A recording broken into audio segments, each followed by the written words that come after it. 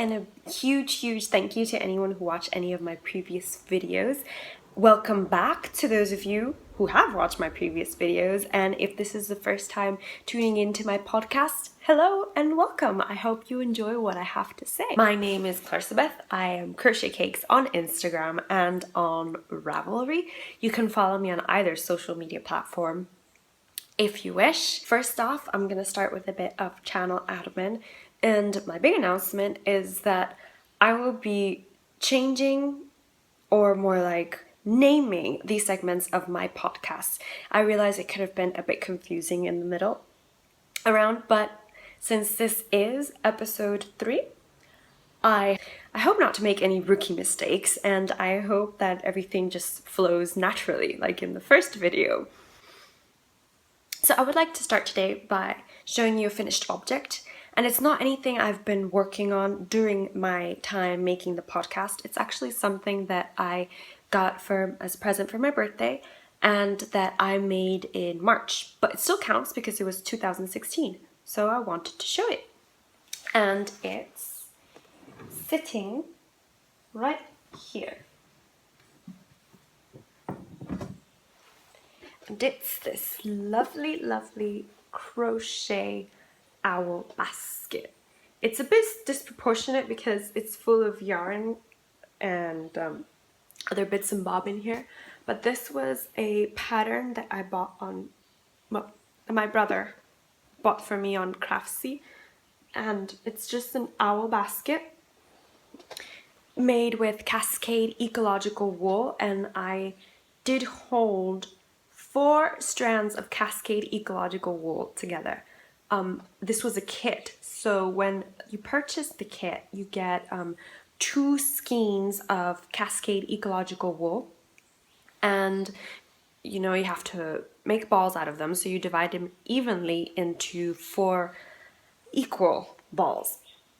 And the pattern did call for the use of I believe it was a 10mm crochet hook. I used a 9, and I did less rows that it called for on the decreases and on the edging because I wasn't going to have enough yarn to finish all of it properly, like the eyes and the edges, if I didn't cut back on the yarn rows. I'm trying to just get it a bit into shape there.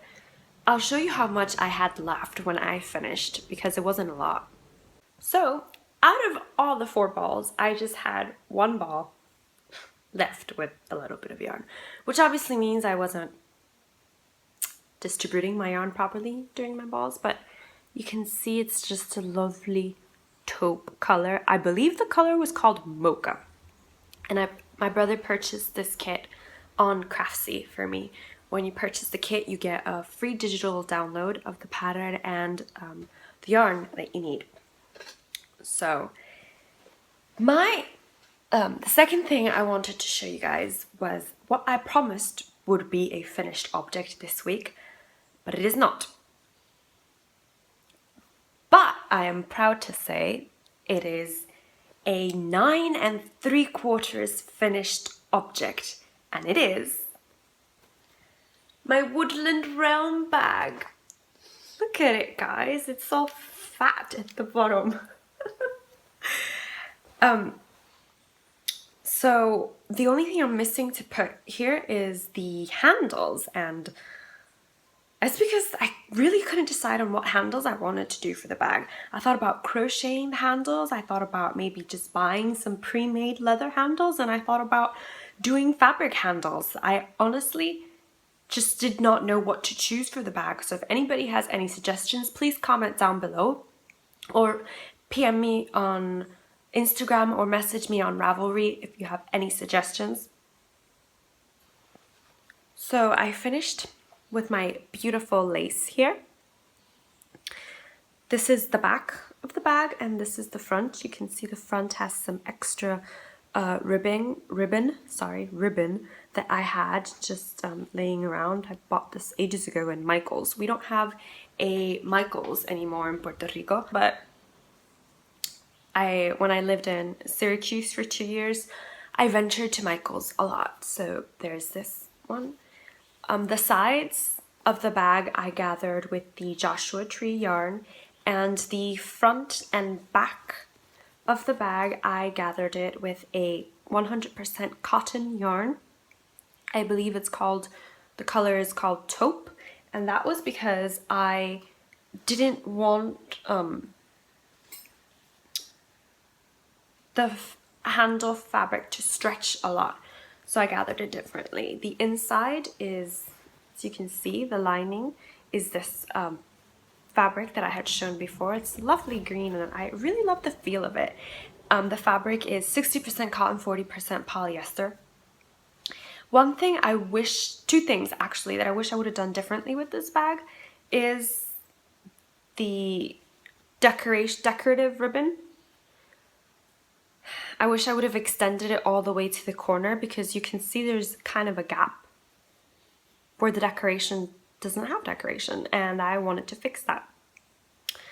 And also, and I think most importantly, what I would have, if you gather the bag completely and you kind of stretch it out, you can see that there's a space right here that doesn't have fabric.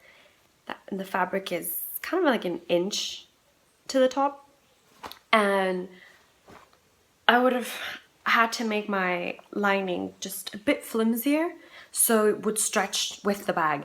That's something I had a feeling was going to happen, but I ignored it, and that's what I get for ignoring my instincts. But yeah, so for those of you who are tuning in for the first time, I'm just going to do a quick review.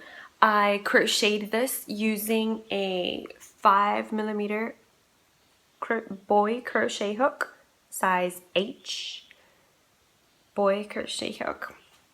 And I've got several types of yarn here. They're all acrylic except for the handles.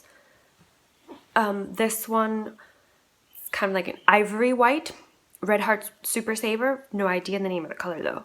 This one is Joshua Tree by Lion Brand, the range Heartland. This one is Buff Red Heart Super Saver. This one is Warm Brown Red Heart Super Saver. And this taupe color is Peaches and Cream, 100% cotton. So something that I also should mention, when I gathered the sides of the bag for the Joshua Tree, with the Joshua Tree yarn, I used a 4mm crochet hook because I wanted the sides to be nice and tight. Can you see? Nice and tight. But when I gathered the front and back, I used the 8mm crochet hook again. Now it's time for what am I hooked on?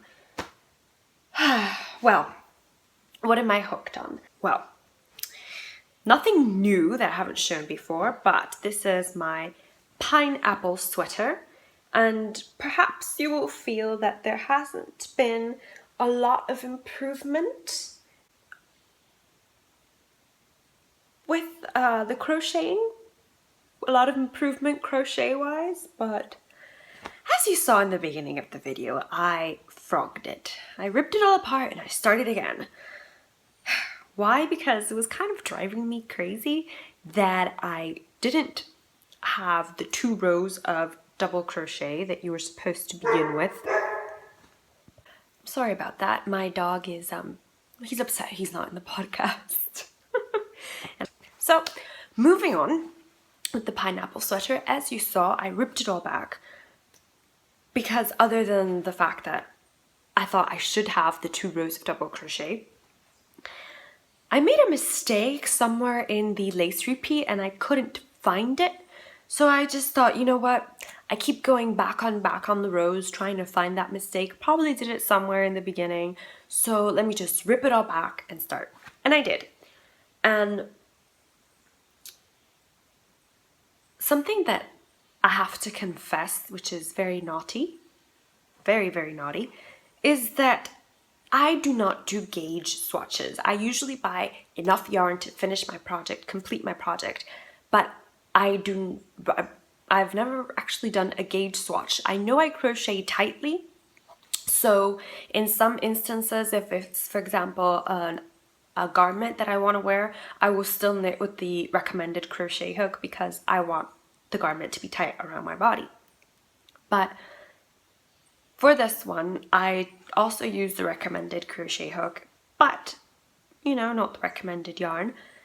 And at least the pattern is kind enough to say that even though you're going to do X number of lace repeats, you're supposed to have this number of inches.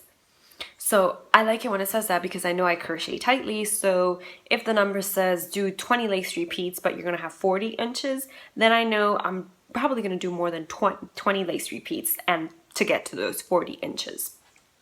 Just as a reminder, I am crocheting this with a 3.75 millimeter crochet hook. This is Clover Soft Touch, I believe. Last time I didn't know the name, but now I'm 98% sure it's Soft Touch.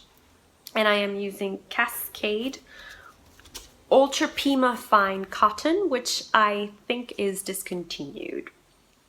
But I'm still loving crocheting on this. It's all lovely and soft and squishy. I like how squishy it is.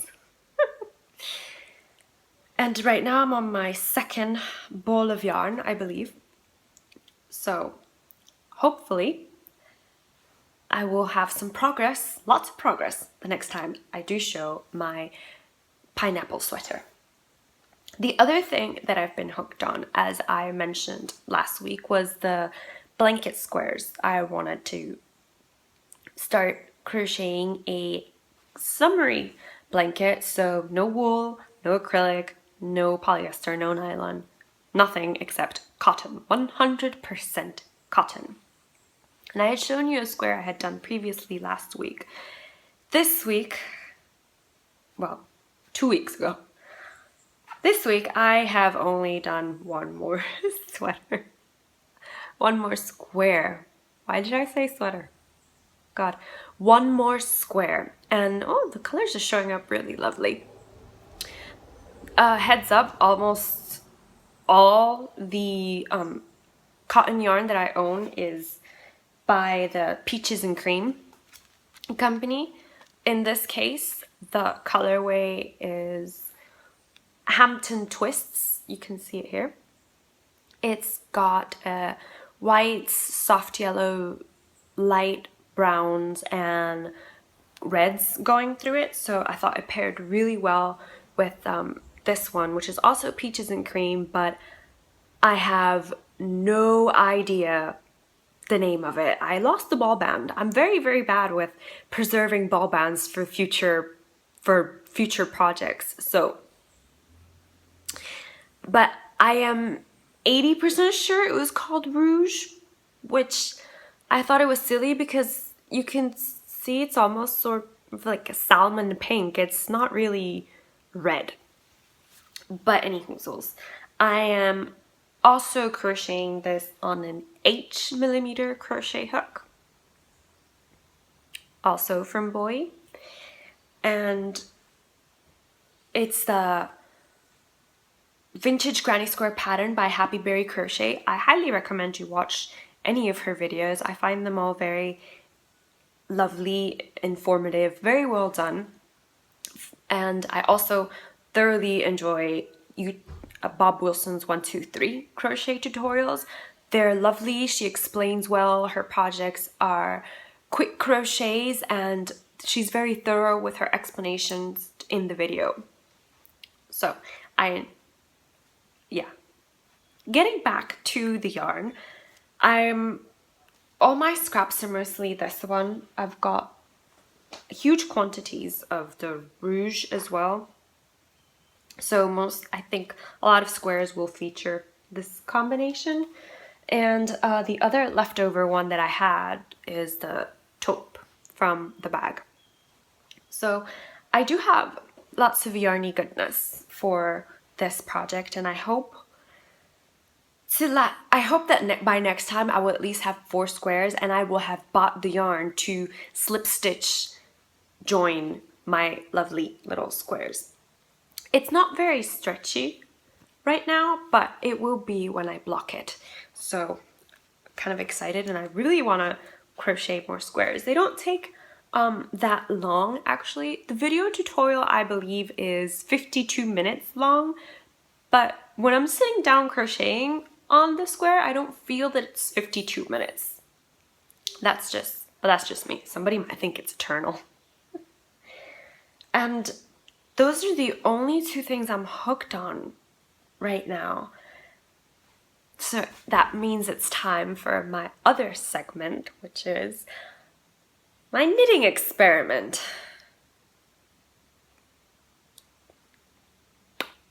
So you remember last week when I was talking about the sock and, you know, all the socky business that goes along with it? Well, I have named these socks my Doom Bloom socks. And they are living in my lovely little Love is the Nicest Gift of All, What's Stitched with Love Will Never Tear bag that I sewed myself. Right. Well, enough stalling. It's time to confess that I have not finished the sock. I have not finished one single sock. I did complete my heel turn, gather my pick up my stitches, and now I'm just doing the gusset decreases so that I can get to the forever knitting part of doing the foot. So this is embarrassing enough. I'm not going to spend too much time talking about my Doom Bloom sock. But what I will mention is that since I really don't have a lot of progress in this Doom Bloom sock, and I'm getting kind of embarrassed showing it for the third time when I haven't finished it. I don't even have a hoe, which is a half-finished object, by the way. I would show you the sock yarn that I bought to make a whole bunch of socks with, because I thought I was gonna love knitting socks. So most of I should mention that the sock yarn I bought is from online purchases, because the stores where I live, we don't really have craft focused stores. We do have some lovely fabrics stores that sell some yarn, but it's mostly acrylic, cotton, and no sock yarn, no wool. So I purchased it online, and I've got two of those purchases to show you here, living in my lovely little owl that I showed you before. And both of them actually are West Yorkshire spinners. I bought them off their website, very reasonably priced, and the shipping wasn't crippling, which, you know, was nice. So this is West Yorkshire spinners. I believe this is their bird range. This one is called Kingfisher, and it is 75% wool, contains blue face Leicester, and 25% nylon. And I love the different tones of blue and this little peak of orange that has going around, and most of all, I just love how squishy it is, and just lovely and soft. It's not that I'm sensitive to wool, but I do feel a little prickliness for the first 5 minutes that I use it.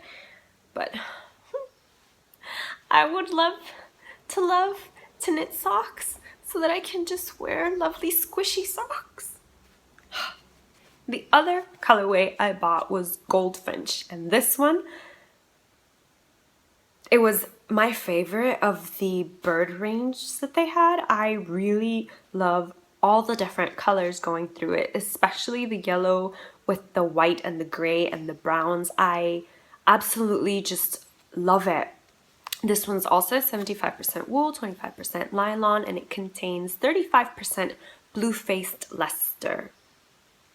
Even though I have yet to knit with this yarn, I can't wait. I mean, I know it's ideal for socks, but if I don't like socks, then I don't like knitting socks.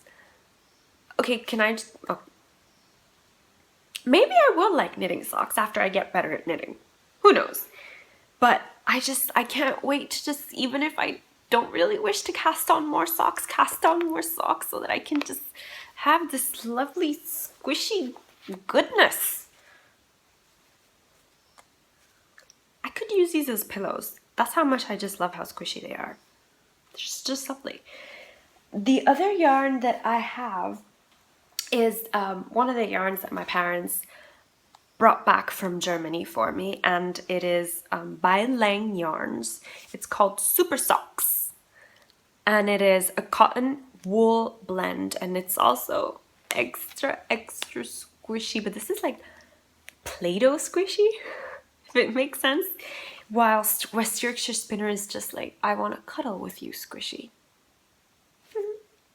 This one also feels lovely, and I love the different tones of blue that it's got running around. It is, well, I don't really read German, but it's 45% wool, 35% cotton, 13% nylon, and 7% polyester. It's called Super Socks though, so it should be for socks. Now, when my mom brought this back with her, I just knew I had to cast on socks for my brother. Hi, brother, if you're watching.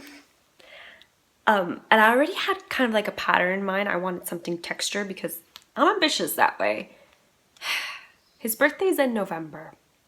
Let's see if I can... It should be enough, right? If I complete one sock a month, it should take me just 2 months to have a pair of socks completed. It should be done by November. So those are my lovely sock yarns.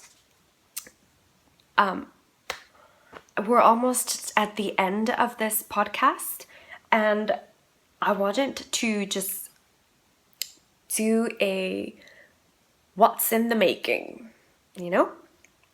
What's in the making is that I have,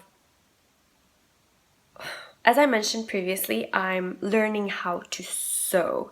And since this week, which is the week of the 4th of July, so happy 4th of July, everybody who celebrates 4th of July. You should go watch Independence Day. I haven't watched the new Independence Day movie because I want to watch it on the 4th of July. It's kind of a tradition in my family. We watch Independence Day on the 4th of July. So I know Independence Day Resurgence came out. I have to watch it on the 4th of July, if I do get to watch it. Anyway, it's time to... As I was saying, I'm on vacation this week. I had a couple of vacation days coming and decided to take them all during the 4th of July week. And I hope to make it a very, very productive crafting week. And as I'm learning how to sew, I wanted to make it a productive sewing week. So as Katie from Inside Number 23 would say, I was planning a mini sewcation, which will be a very slow sewcation because I do not... The sewing machine and I have not gotten into understanding each other yet, but I have faith that we will. Anyway, what I was planning on making was a class that I purchased from Crafty a long time ago. I even think it was 2015 when I purchased this class, and I haven't gotten around to actually viewing the video and buying the materials and all that jazz that goes along with making a shirt and, you know, completing the course. And the class is for learning how to sew a Sassy Librarian blouse. I'll insert a picture. And I loved it. I love, as you can tell, I love Peter Pan collars. They're one of my favorite collars. And I found the perfect fabric, what I believe to be the perfect fabric for this pattern. I have it right here, excuse me. I'm back. It's this lovely, lovely fabric with, look at these birds. He's delivering mail. I've got birds with top hats and bow ties and birds with scarves. I just loved this fabric, and as soon as I saw it, I knew it. I had to make this shirt. I knew I had to make the shirt with the fabric. It's called It's a Bird's Life. It says, all images copyright of Heather Rosas. It's 45 diameter, I believe, and I think I bought 3 yards. It's 100% cotton, and I believe I bought 3 yards, and I'm going to do a contrasting collar, kind of like this shirt has. I don't think I showed you this shirt. I don't think I've ever shown you what I'm wearing, but this shirt is too cute to just pass up showing you what it is that I'm wearing. So, you can see. Lovely little Care Bear shirt. So, this Sassy Librarian blouse is what I will be hopefully sewing this week. I still haven't printed the pattern, but I will. And as I was mentioning, I will do a contrasting color with the leftover fabric from the lining of my fat bottom bag, because it goes with the lovely taupe. I believe it matches, so I was going to do a contrasting color. The other thing that I want to also get started on this week is the pair to the first sock I ever showed in my knitting experiment. Why? Because even though, I have the yarn right here, even though I said that this yarn wasn't good for socks, at least in my opinion, even though it does have 20% nylon, I just can't leave one sock without a pair. It's kind of sad. And technically they could just be really tight shoes. Which reminds me, I have to buy a sock blocker. Does anybody have any recommendations on good sock blockers that I could buy on Amazon or other sites that ship to US and territories? Because I really need a sock blocker. And I didn't know which one to buy. So if you guys have any recommendations, just please comment down below on what sock blockers you use, what's a good quality sock blocker, what should I look for in a sock blocker, that type of stuff. So yeah, guys, we've reached the end of this week's podcast. I hope that you enjoyed what I had to show you and that you weren't too terribly disappointed that I didn't finish my fat bottom bag, or that there wasn't more progress on my pineapple sweater, because I'm disappointed enough for all of us. Trust me, I am very disappointed.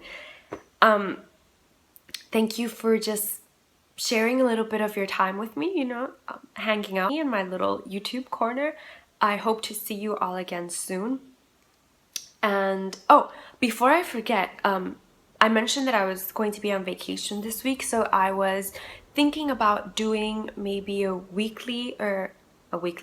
daily video of what crafting I'm up to. If that is something that would interest you, please comment down below as well. This is a very interactive video. I hope it's a very interactive video and that you guys do comment, because I want to hear what you think. So yeah, that's it for this week's podcast, guys. Again, thank you so much for tuning in. If you celebrate the 4th of July, remember to watch Independence Day, because, let's face it, President Whitmore's speech is just fantastic. Because remember, should we win the day, the 4th of July will no longer be known as an American holiday, but as the day when the world declared together in one voice, we will not go quietly into the night, we will not vanish without a fight, we're going to live on, we're going to survive. Bye guys.